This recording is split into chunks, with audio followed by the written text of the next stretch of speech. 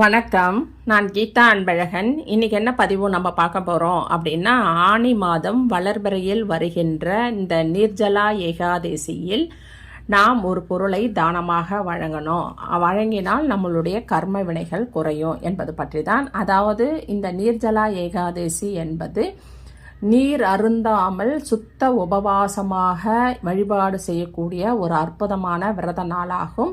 இது பீமன் வழிபட்டதனால் இது பீம ஏகாதசி என்றும், நீர் கூட அருந்தாமல் சுத்த உபவாசமாக இருந்ததனால் நீர்ஜலா ஏகாதசி என்றும், இந்த விரத நாளை நாம் மேற்கொண்டால் இந்த ஆண்டு முழுவதும் விரதம் இருந்த பலனை இந்த ஒரு ஏகாதசி நமக்கு பெற்றுக் கொடுத்து பரமபத வாசலை நமக்கு பெற்றுத்தரும். அதனால் இந்த ஏகாதசி அன்று நாம் நீரை தானமாக கொடுக்கணும். குடிநீரை மற்றவர்கள் அனைவருக்கும் தரலாம். பறவைகளுக்கு, விலங்குகளுக்கு தானமாக